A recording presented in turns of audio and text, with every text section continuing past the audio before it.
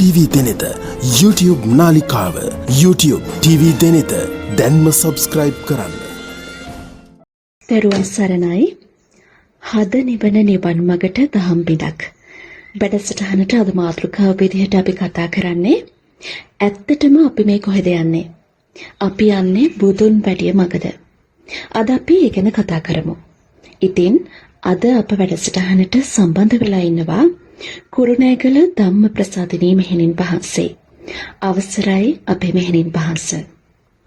අපි මේ කොහෙද යන්නේ? බුදුන් වහන්සේ වැඩිය මඟ මොකක්ද? අපට පැහැදිලි කර දෙන්න මෙහෙණින් වහන්සේ. මේ මොහොතේ ටීවී දිනතර නාලිකාව සමග එකතු වෙලා ඉන්න සියලුම දෙනාට තෙරුවන් සරණයි. ප්‍රශ්නයක් යොමු කරලා තියෙනවා. බුදු පියාණන් වහන්සේ සියලු ලෝක සත්ත්වයන්ට දේශනා කළ එකම ධර්මයක්. පරමාර්ථ ධර්මතාවයක්. බුද්ධ දේශනාවට අනුව යථා ස්වභාවය හේතුඵල ධර්මතාවය. යමෙක් යථා ස්වභාවය දකින්නේ නැති තාක්කල් බොරුව තුල ජීවත් වෙන්නේ. ඒ නිසා මෝහයෙන් කටයුතු කරනවා. සසර ගමනට හේතු 3ක් තියෙනවා කිව්වා. ඒ හේතු 3 නිරෝධ කරන්නයි කිව්වේ. යේ ධම්මා හේතුප්පබවා තේසං හේතුන් තථාගතෝ තේසං ච නිරෝධෝ එවන් වාදී මහ සමනෝ. මේ මහා ශ්‍රමණීන් වහන්සේ දේශනා කළේ සංසාර ගමනට හේතු 3ක් තියෙනවා. ඒ හේතු 3 මේ ලෝක සත්‍යයේ සිත් තුළ අදකයක නෙවෙයි තැන්පත් වෙලා තියෙන්නේ. අනවරත අනවරාග්‍ර සංසාරේ කවදා කොතනක ආරම්භයක් වුණාද කියලා දන්නේ නැති මේ ජීවිතය දිගින් දිගටම පවත්වාගෙන යන සංසාර ගමනේදී ඉපදෙමින් මැරෙමින් 31 තලවල ඇවිදිමින් සැරිසරමින් ආපු ගමනේදී මේ ලෝක සත්‍යය තුළ තදින්ම මුල් බැසගෙන තිබුණේ අකුසල මුල් 3ක්. මේකට කියව අකුසලය සිද්ධ වෙන්නේ අකුසල මුල් වලින් කියලා. එවනම් බුදු පියාණන් වහන්සේ දේශනා කළේ මෙන්න මේ අකුසලයේ වශයෙන් හඳුනා ගන්න ඕන. ඒ අකුසලයේ තුලින් මතුවන අකුසල මූලයේ තුලින් මතුවන අකුසලයේ Taman දකින්න ඕන. ඒ අකුසලය ක්‍රියාත්මක වෙන්න නොදී නිරෝධ කරන්න ඕන. ඒ අකුසලයේ තමයි හේතුව. ඒ හේතු මුල් බැහැලා තියෙන්නේ. ඒවා නැවත නැවත මේ ලෝක සත්‍යයේ සිත් තුළ ප්‍රභවය වෙනවා, ඉස්මතු වෙනවා. නැවත යායන් තණ්හා පොණෝ භවික වශයෙන් නන්දි රාග සහගත තත්‍ර අභිනන්දිනී සේයති දන් ආදී වශයෙන් මෙන්න මේ මතුවෙන මේ කෙලෙස් නැත්නම් ප්‍රභවය වෙන ඉස්මතු වෙන මේ කෙලෙස් මතුවෙන මොහොතේදී දැකලා ප්‍රහාණය කරන මාර්ගයක් කියලා දුන්න බුදුහාමුදුරුවෝ. අපි හැමෝම සංසාරේ ආවට මම්මුලා වෙලා අතරමං වෙලා අසරණ වෙලා අනාථ වෙලානේ ආවේ. පිළිසරණක් නැහැනේ. පිළිසරණක් කාගෙන්වත් ඉල්ලුවට ලැබුණෙත් නැහැනේ. සරණක් නැතුව අසරණව අනාථව ආපු ගමනේදී මේ ජීවිතයේදී බුදු පියාණන් වහන්සේ දේශනා කළ නිවැරදි පරමාර්ථ ධර්මය යම් කෙනෙක් ශ්‍රවණය කරලා අහලා දැනගත්තොත් එයාට පුළුවන් වෙනවා බුද්ධ දේශනාවට අනුව බුදුහාමුදුරුවෝ කිව්වේ මොකද්ද? ඒ දේ මං කරන්න ඕනේ. ඒකට මම බණ අහන්න ඕනේ. ඒ අහන බණ තුලින් මට කරන්න ඕන දේ ලැබෙන්න ඕනේ. කරන්න ඕන දේ ලැබෙනවා නම් මාර්ගයක් ලැබෙන්න ඕනේ. එහෙනම් මාර්ගය ලැබුණා නම් අපි මම්මුලා වෙලා නැහැ. මම්මුලා වුණේ මාර්ගයක් නොදැනගෙන හිටපු නිසා. ඒ නිසා අපි ඔක්කොමලා කලේ මේ සංසාර ගමනේ තණ්හාවෙන් බැඳෙමින් ඇලෙමින් ගැටෙමින් මුලා වෙමින් යන සසර ගමනකට. අපි හැමෝටම ලැබෙනකොට සතුට වෙනවා, නොලැබෙනකොට දුක් වෙනවා. ලැබෙන සතුටට ආයෙත් බැඳෙනවා. ඒ වගේම අහිමිවීම නිසා ඇති වෙන්නා වූ ගැටීමට ආයෙත් ගැටෙනවා. නැවතත් යලි. මෙන්න මේ ක්‍රමය තමයි මේ දිගින් දිගටම කරගෙන ආවේ. ඒ මොකද මෝහය නිසා, විද්‍යාව නිසා, නොදන්නාකම නිසා, සත්‍ය දන්නේ නැති නිසා. එමනම් හැමෝම මේ සසර ගමන ගියේ සත්‍ය නොදන්නාකම නිසා. එමනම් බුදු පියාණන් වහන්සේ අපට කිව්වේ මේ සත්‍ය අවබෝධ කරගන්න. කින් සත්‍ය ගවේෂයකින් කුසල ගවේෂී. ගවේෂණය කරපු බුදු පියාණන් වහන්සේට ලැබුණා මාර්ගය. උන්වහන්සේ දැක්කා මේ ගේ හදන වඩුව තණ්හාව බව. එයන් උන්වහන්සේ නැවත ගෙවල් නොහදන විදිහට, ගෙවල් කියන්නේ මේ ශරීර කූඩු නොහදන විදිහට කටයුතු කළා. එහෙම කළ නිසා තමයි උන්වහන්සේ පරිනිබ්බාය ස්වභාවයටපත් උනේ. නැත්නම් නිවන් අවබෝධ කරගත්තේ. සසර දුක නිමා කරගත්තේ. එමනම් උන්වහන්සේ අවබෝධ කරගත්ත ධර්මය ලෝක සත්‍යයට දේශනා කරනවා. ඒ ධර්මයේ නිවැරදිව තමන් අවබෝධ කරගෙන මාර්ගය වඩනවාද? එහෙනම් අපට මාර්ගය වඩන්නයි අපට ලැබුණ දේ. දේශනා කළේ මාර්ගයක්. මාර්ගය අනුගමනය කළොත් තමයි අපිට සමුදය නිරෝධ කරන්න පුළුවන් වෙන්නේ. සමුදය කියන්නේ පැවැත්මට හේතුව. හේතුව දැකලා ඒ හේතුව අපි නිරෝධ කරන්න ඕනේ. නිරෝධ කරනවා කියන්නේ ඒ හේතුවට ඇති අකුසලයට ඇති කැමැත්තෙන් මිදී නිදහස් වෙන්න ඕනේ. ඉතින් කැමැත්තෙන් මිදී නිදහස් වීමම තමයි බුදුහාමුදුරෝ දේශනා කළේ තස්සායව තණ්හාය අසේස විරාග නිරෝධෝ ඡාගෝ පටිනිස්සග්ගෝ මුත්‍යානාලයෝ කියලා. දැන් ඔබට තේරෙනවනේ බුදුහාමුදුරුව අපට දේශනා කළේ මොකක්ද කියලා? මාර්ගචර්යාවක්. අපි නොදැනගෙන හිටියේ මොකද්ද? මාර්ගචර්යාව. මාර්ගයක්. මගක් නොදැන. ඒකයි අපි මම්මුලා වුනේ. අනාථ වුනේ, අසරණ වුනේ. පිටක් නැතුව. දැන් පිට කාගෙන්ද හොයන්න ඕනේ? තමා තුළින්මයි. එමනම් තමාගේ වැරද්ද තමන් දකින්න ඕන. ඒ වැරද්ද දැක්කොත් තමයි තමන්ට වැරද්ද හදාගන්න පුළුවන් වෙන්නේ. එහෙනම් වැරද්ද තමයි දුකට හේතු උපදින මොහොත අපි කිසි කෙනෙක් දැනගත්තෙත් නැහැ. හේතු තියෙනවද දැනගත්තෙත් නැහැ. දැක්කෙත් නැහැ. ඒ නිසා මේ ලෝක සත්‍යෝ බුදුහාමුදුරුවෝ කිව්ව දේ හැර අනිත් සියල්ලම කරනවා. එල්ලීම්, යැදීම්, පැතීම්, ප්‍රාර්ථනා, ආයාචනා, තර්ක, විතර්ක, මතවාද, සංවාද, විවාද, අතීත හේතු, අනාගත හේතු, සෙල්ලිපි කියවීම, අතීත නටඹුන් වල මේවා හොය ඉන්නවා. ඒවට ඇලෙනවා, ගැටෙනවා, තර්ක කරනවා, කෙලෙස් උපදිනවා, දේශය උපදිනවා. ඒකද කිව්වේ? මම ඒකයි කියන්නේ බුදුහාමුදුරුවෝ කිව්ව දේ හැර මේ ලෝක සත්‍යය අනිත් සියල්ලම කරනවා.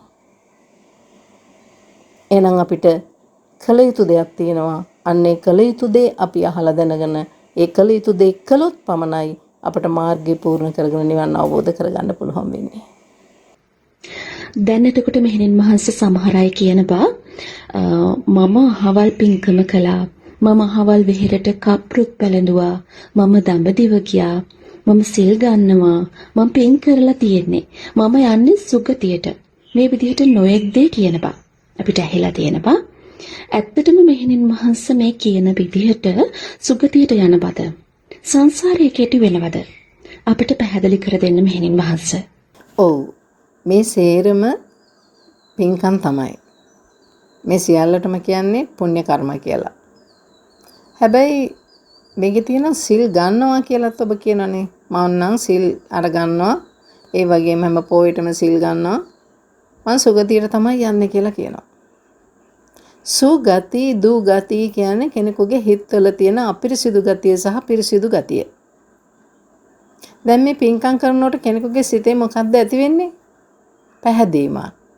පිරිසිදු ස්වභාවය. පිරිසිදු ස්වභාවය කියන්නේ මොකක්ද? පින්කමක් කරනකොට යම් කෙනෙකුගේ හිතේ ලෝභයක් නැහැ, දේශයක් නැහැ, මෝහයක් නැහැ. එමනම් මොනවද තියෙන්නේ? අලෝභ, අද්වේෂ, අමෝහ. පින්කමක් කරනකොට කෙනෙකුගේ తాවකාලිකව සිත පැහැදෙනවා. ඒවට කියනවා පින්කම් කියලා. ඒ වෙලාවට තමන්ගේ හදයන් පුණාතීති පුඤ්ඤං හිත පිනවනවා. ඒ කියන්නේ සතුටටපත් වෙලා. එන යම් දෙයක් කරලා තමන් සතුටටපත් වෙනවා නම් පින්කමක් කරලා එතන ඒක පින්කමක්. හිත පැහැදීම. දැන් මේක කියනවා තව පුණ්‍ය කර්ම. දැන් මේ සේරම පුණ්‍ය කර්මනේ. පින්කම් කරලා කර්මයක් බවට පත් කරගන්නත් පුළුවන්, කුසලයක් බවට පත් කරගන්නත් පුළුවන්. කර්මයක් බවට පත් කරගන්නවා නම් ඒ පින උපාදානය කරගන්නවා. දැන් මෙහෙම මේ අය කියනවා නම් මං ආවල් තැන්ට කපුරු පූජා කළා, පින්කම් කළා, වෙහෙර විහාර හැදුවා, දඹදිව ගියා. ඉතින් මේවා ඔක්කොම තමන් කරලා මම නම් යන්න ඔක්කොම හදාගෙන තියෙන්නේ කියලා. කොහෙ යන්නද? සසර ගමනට බද්ධ වෙලාමයි තාම ඉන්නේ. සසර ගමනේ යන්න මම කාරණා හදාගෙන ඉන්නවා.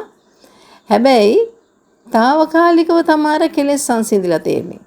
ඒක නිසා తాවකාලික සංසිඳීම තුළ චුතියක් සිද්ධ වෙනකොට ওই తాවකාලික සංසිඳීම එයිද? ඒ මොහොතට පින්කම් කරපු අය සතර පායට ගිහිල්ලා නැද්ද? සුගතියට යනවා කියලා කවුද කියන්නේ? එහෙමම වෙලා තියෙනවද? සුගතියට යන ස්වභාවයක් තියෙනවා. පින්කම් කළා කියලා අපිට ඒකාන්ත වශයෙන් කියන්න බෑ මෙයා සුගතියට යන්නේ කියලා. එහෙම නොවුණු තැන් බුද්ධ දේශනාවේ ඕන තරම් තියෙනවා. මල්ලිකා හැම ගියේ මල්ලිකා දේවිය. එහෙමනම් දැන් වෙහෙර විහාර එකක් හැදුවට අශෝක අධිරාජයා එහෙනම් 84000ක් හැදුවයි කියන්නේ. ගියාද සුගතියට? නෑනේ. එහෙම වෙන්නේ නෑ. පුණ්‍ය කර්මයක හිතේ පැහැදීම කෙලෙස් දුරු වීම තියෙන්නේ తాවකාලිකව. ඒක නිසා తాවකාලික යමකින් සදාකාලික යමක් බලාපොරොත්තු වෙන්න බෑ. తాවකාලික සුවයකින් පින්කම් කරාට ඒවා උපාදානය කරගත්තොත් ඒක පුණ්‍ය අபிසංකාර වෙනවා. ඒක තදින් අල්ලා ගන්නවා. මං කරලා තියනවා කියන්නේ අල්ලාගෙනනේ. මම සුගතියට තමයි යන්නේ මම ඒකට එකතු කරගෙන තියනවා කියලානේ කියන්නේ. එකතු කරගන්නවා කියන්නේ උපාදානයි. එහෙනම් උපාදානය කරගෙන තියනවා. මොනවද? පුණ්‍ය කර්ම.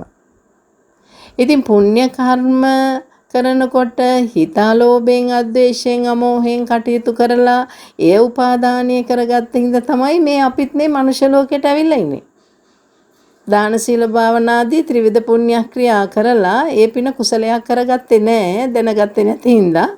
ඒ නිසා පුණ්‍යාභි සංකාර වශයෙන් අපි ඒවා තැන්පත් කරගත්තා, උපාදානය කරගත්තා. අපේ ගතිය පිරිසිදු නිසා අපි මනුෂ්‍ය ලෝකයට මේ ලෝකේ ධර්මතාවයේ විසින් ඇදලා ගත්තනේ. ශක්තියන්ගේ ක්‍රියාකාරීත්වයක් නේ තියෙන්නේ මේ ලෝකේ. යථාර්ථයටම ගියොත් තියෙන්නේ ශක්තියන්ගේ ක්‍රියාකාරීත්වය පමණයිනේ. එතෙන්ට අපි කවදා හෝ පත් වෙන්න ඕනනේ. එම නැතුව මේ අනිත් ඔක්කොම පැනවීම මතින් පැවැත්ම ගෙන යන්න සිදුවෙන සම්මුතික ක්‍රියාවලියක් නේ තියෙන්නේ මේ ලෝකේ ජීවත් වෙනවා කියලා කියන එක. පරමාර්ථ ධර්මයේ තුල මොනක්වත් නැහැනේ. එමනම් යම් කිසි කෙනෙක් මෙහෙම පින්කම් කරලා ඒ පින උපාදානය කරගත්තොත් සමහර විට ඒ අය සුගතිය උපදින්න පුළුවන්. හැබැයි කවදා හෝ එයාට ඒ කරපු පින විපාක වශයෙන් ලැබෙනවා. මොකද මේ පුණ්‍ය ශක්තිය තියනකම් එයාට ඒකේ යහපත් විපාක ලැබෙනවා. අපි හිතමු මේ පින් කරලා සුගතියක ඉපදුනා කියලා. දැන් සුගතියක ඉපදුනත් මොකද වෙන්නේ? කරපු පින් ටික වලට මොකද වෙන්නේ? මේ ලෝකේ මොකද්ද තියෙන යථාර්ථයේ ධර්මතාවය? උපාද වය ධම්මිනෝ. උපාද වය ධම්මිනෝ. පැවැත්මට යම් දෙයක් හටගත්තා නම් ඒ හටගත්ත සියල්ලම වැය වෙලා යනවා. එහෙනම් පුඤ්ඤාභි සංඛාරයෙන් මතු ජීවිතයක් ඉල්ලලා පැවැත්මකට සුගතියකට යන්න හිතුවා නම් ඒ සුගතියට ගියත් යම් කෙනෙක් සුගතියක ඉපදුනත් යම් කෙනෙක් ඒ ගතිය නිසා ඒකටත් මොකද වෙන්නේ? ඒ පුණ්‍ය ශක්තිය තියනකම් විතරයි එයාට එතන සැප විපාකයක් ලැබෙන්නේ. ඒ ශක්තියටත් එන්නේ ගෙවි ගෙවි වැය වෙවි අවසන් වෙලා යනවා. ඊට පස්සේ මොකද වෙන්නේ? අන්න ඒක තමයි මම අර පළවෙනි ප්‍රශ්නෙටත් කිව්වේ. බුදුහාමුදුරුවෝ කිව්ව දේ නොකර පින්කම් දන්කම් සිල්කම් කරලා මම මෙහෙම කළාය කියලා පින උපාදානය කරගත්තු අය සුගතිය උපදින්න පුළුවන්. දැන් අපි සසර ගමන නිමා කරලා නැහැනේ මේ වෙනකන් ජීවිතේ. දැන් අපි තමන්ට ආදාළ විදියට සිත පිරිසිදු කරගෙන ඒ තමන්ට ආදාළ චිත්ත ස්වභාවයන් හිටියත් මේ සංසාර ගමනේදී පින උපාදානය කරගත්තනේ. දැන් සුගතියක ඉපදිලානේ ඉන්නේ. දැන් විපාක ගෙවනවනේ. දැන් මේ අපි ගෙවන්නේ කුසල විපාකනේ. දැන් දුව වුණත් ඔය මේ ධර්ම දාණය දෙන්නේ පෙර සංසාරේ තමන්ගේ හැම කරපු ගතියක් තියෙනවනේ. ඒකට උවමනාවක් තියෙනවනේ. ඒක නිසා දැන් ධර්ම දාණය දෙනවා. ඒක යහපත්නේ. පිනක්නේ. යම් කෙනෙක් මේ ධර්මය අහලා එයාට යම් පැහැදීමක් ඇති වෙලා එයත් මේක තේරුම් ගත්තොත් ඒ ධර්ම දානය තුළ යම් කෙනෙකුට සැනසීමක් සුවයක් ලැබෙනවනේ. නමුත් ඒක උපාදානය කරගත්තොත් තමයි ඒක නැවත ජීවිතයකට හේතුවක් වෙන්නේ. ඇයි ඒ? සසර ගමනට හේතු තුනයි කියලා කිව්වට ලෝභය, ද්වේෂය, මෝහය කියලා. අලෝභය, ද්වේෂය, අමෝහය කියන්නේ සසර ගමනට හේතු තමයි. ලෝභ දෝෂ මෝහ වලින් දුගතිය ඉපදිනවා වගේම අලෝභ ද්වේෂ මෝහ පුඤ්ඤාභි සංකාරය උපාදානය කරගත්තොත් ඒකටත් වෙන්නේ සුගතිය ඉපදීමයි. නමුත් පින් කරපුවා ඒකාන්ත වශයෙන්ම මේ යනකොට මේ සුගතිය උපදිනවා කියලා කියන්න බෑ. මොකද කර්මයේ විවිධාකාරයි විපාක දීම. ඒක తాවකාලික සුවයක් නිසා. සදාකාලික සුවය නම් නිබ්බානම් පරමං සුඛං. අන්න ඒක කියන්න පුළුවන් කෙලෙස් පූර්ණ ලෙස යම් කෙනෙකුගේ සිතේ නිවුනොත් ඒ නිබ්බාන සුවය අත්දකපු කෙනා නිවන් සුවයෙන්ම නිවි යනවා කියලා. නමුත් මෙතන මේ කරන පින්කම් වල ඵලය තමයි ආ උපාදානය කරගත්තොත් සුගතියක ඉපදෙනවා. යම් කෙනෙකුට මෙන්න මේ දේ තේරුනොත් එයාට පුළුවන් වෙනවා පින කුසලයක් කරගන්න. ඒ කියන්නේ පින කුසලයක් කරගන්නේ උපාදානය කරගත්තොත් මට මන් තුල නැවතත් උපතකට හේතු හැදෙනවා නේද? ඒ හේතුවත් සදාකාලික සුවයක් නෑ නේද? එයත් ගෙවිලා අවසන් වෙනවා නම් මම පිනෙන් සැපයක් සුගතියක් බලාපොරොත්තු වීම හරිද කියන එක තේරෙන්න ගන්න පුළුවන්. එහෙනම් ඒ පිළිබඳවත් තියෙන උවමනාවෙන් උපාදානයෙන් මිදෙනකොට එයා ඒ පිනත් අනුමෝදන් කරලා නිදහස් වෙලා මේ ජීවිතේ උපාදානයෙන් මිදලා ඉන්නවා. යන්නේ උපාදානයෙන් මිදුන සිත කුසල් සිත කියලා කියන්න පුළුවන්. කුසලයේ පිහිටියා කියලා. එහෙමයි පින කුසලයක් බවට පත් කරගන්නේ. දැන් මේ කරන්නේ එකතු කිරීමක්. අபிසංකාරය. නම් සංඛාර කරලා එකතු කරගන්නවා සුගතිය උපදින්න. එහෙම ඒ වගේම මෙතන තව එකක් කියනවා හැම පොයටම සිල් ගන්නවා කියලා. දැන් සිල් ගන්නවා කියන්නේ මොකද්ද? කවුද දෙන්නේ සිල්? හාමුදුරුවන්ට පුළුවන් ද සිල් දෙන්න ඉල්ලුවට? තියෙන දෙයක් හරි තියෙන සීලේ හරි දෙන්න පුළුවන්ද? කාගෙන්වත් ඉල්ල ගන්න දෙයක්ද සීලය කියන්නේ? දැන් සිල් ගන්න ගොඩක් දෙනෙක් හැන්දෑවට සිල් මුදවනවනේ. එහෙම එකක් කරනවනේ. ඉතින් දැන් සිල් මුදවන්නේ මොකටද? සිල් ගන්න කාල පරාසය තුල මම සිත කය වචනය සංවර කරගෙන ඉන්නවා. කයයි වචනයයි සංවර කරගෙන ඉන්නවා. හැබැයි මේ කාලයට විතරයි. පොයේ දවසට උදේ ඉඳන් හැන්ද වෙනකම් විතරයි. පහමාර රහයට සිල් මුදවන්නේ ඕන මොකටද? ඊට පස්සේ මට ආයෙ අකුසල් කරන්න ඕනේ. බොරු කියන්න ඕනේ, කේලම් කියන්න ඕනේ. ඒවා කීමේ කැමැත්ත තියෙනවා. එහෙමනම් මේ සීලය හැමතිස්සෙම తాවකාලිකයි. ඒ සීලේ සමාදන් වෙනවා නෙවෙයි බුදුහාමුදුරෝ දේශනා කරලා තියෙන්නේ. නහි සීලවතං හෝති සංවරට්ඨේන සීලං කියලා. ඒ කියන්නේ සංවර අර්ථයෙන් තමයි සීලය පිහිටන්නේ. අන්න ඒකට කියනවා සීලේ පිහිටියා කියලා. සීලේ පතිට්ඨාය පිහිටනවා. සීලය කියන්නේ ඉන්ද්‍රිය සංවරය. බුදු පියාණන් වහන්සේ දේශනා කරේ සීලය කියන්නේ ඉන්ද්‍රිය සංවරය කියලා.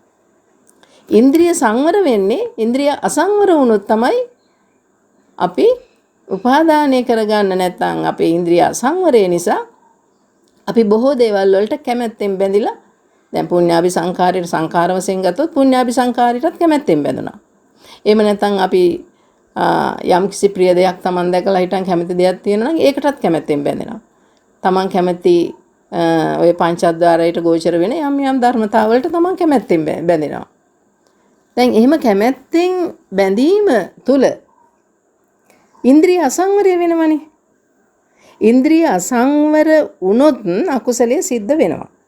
තීනි දුෂ්චරිතය. තීනි දුෂ්චරිතය එහෙනම් තීනි සුචරිතය. තීනි සුචරිතය, තීනි දුෂ්චරිතය. තීනි කියන්නේ තුන. තුන කියන්නේ සිත කය වචනේ. ඔය තුනෙන් තමයි අකුසල් වෙන්නේ. දෙකට කිව්ව දස අකුසලයි කියලා. එහෙනම් දස අකුසලෙන් මිදීමම කුසලයයි. එහෙනම් කුසලයේ තුලදී අවස්ථා තුනක් තියෙනවා. දැන් රාග දේශ මොහ වලින් කටයුතු කිරීම එකක්. අලෝභ දේශ මොහ වලින් කටයුතු කිරීම එකක්. රාගක්කය, දේශක්කය, මෝහක්කය කියන මේන් සම්පූර්ණයෙන්ම මිදී නිදහස් වීම තව එකක්. පංචශීල ප්‍රතිපදාවට බුදුහාමුදුරුවෝ එකතු කරපු දෙයක් තමයි පටිවිරතෝ හෝති කියන අර්ථය. පටිවිරතෝ හෝති කියලා කියන්නේ සම්පූර්ණයෙන්ම ඒට ඇති බැඳීමෙන් උපාදානයෙන් මිදී නිදහස් වුණ කෙනා ළඟ තමයි රාග දේශ මොහ කියන ලෝභ දෝෂ මොහ කියන මේ අකුසල් මුල් සම්පූර්ණයෙන් Taman තුලින් අයින් වෙලා පූර්ණ ඉන්ද්‍රිය සංවරය නැමැති සීලේ පිහිටා කටයුතු කරන්නේ ප්‍රඥාවෙන් දකින නිසා මේවා. ඒක නිසා තේරුම් ගන්න සීලය සමාදන් වෙනවා නෙමෙයි, සිල් ගන්නව නෙමෙයි, සීලයේ පිහිටන්න ඕන. ඒක ගැඹුරු ධර්මයක්. ප්‍රඥා සීල සමාධිය කියලා කියන්නේ බුදු පියාණන් වහන්සේ කියලා දුන්න අරියටඟ මඟ. ඒ නිසා තමයි සම්මා ඥාන සහ සම්මා විමුක්තිය අපිට ලැබෙන්නේ. එමනම් මේ කියන දේවල් වලින් සුගතිය ඉපදෙන්නම තමයි මිනිස්සු කැමති. මේ ජීවිතයෙන් මිදෙන්න කැමති නෑ. පුදුමාකාර ආසාවක් තියෙන්නේ මේ ජීවිතේට. මේ දිරණ රූපයත් ඒ වගේම දිරණ නාමයක්. හැබැයි නාම ගොත්තන් අජීරති වුණාට උපදින සිත නම් ඒ මොහොතේම ජාති ජරා මරණ වලටපත් වෙනවා. උපදින සිත ගේන සතුටත් ඒ මොහොතේම ජාති ජරා මරණ වලටපත් වෙනවා. මේ රූපයත් සෑම මොහොතකම ජාති ජරා මරණ වලටපත් වෙනවා. ඒක වෙනස් වෙනවා. විපරිණාමයටපත් වෙනවා. ඉතින් එහෙම Taman තේරුම් ගන්න ඕන සිල් අරගෙන සිල් වෘතයක් වශයෙන් සීලබ්බත පරාමාසයක් වශයෙන් යම් කිසි කෙනෙක් සීලය මේ සමාදන් වීමක් කරනවා නම් ඒවා සිල් වෘත. ඒවට කියන සීලබ්බත පරාමාසය කියලා. ඒ අය අශෘතවත් පෘථග්ජන පුද්ගලයෝ. ඉතින් මේ ගොඩාක් දෙනෙක් ඉන්නේ අද උතන තමයි. තමන්ගේ විඥානේ නවත්තලා තියෙන්නේ ඊට ආදාළ දේශනා තමන්ට අහන්න ලැබෙන්නේ.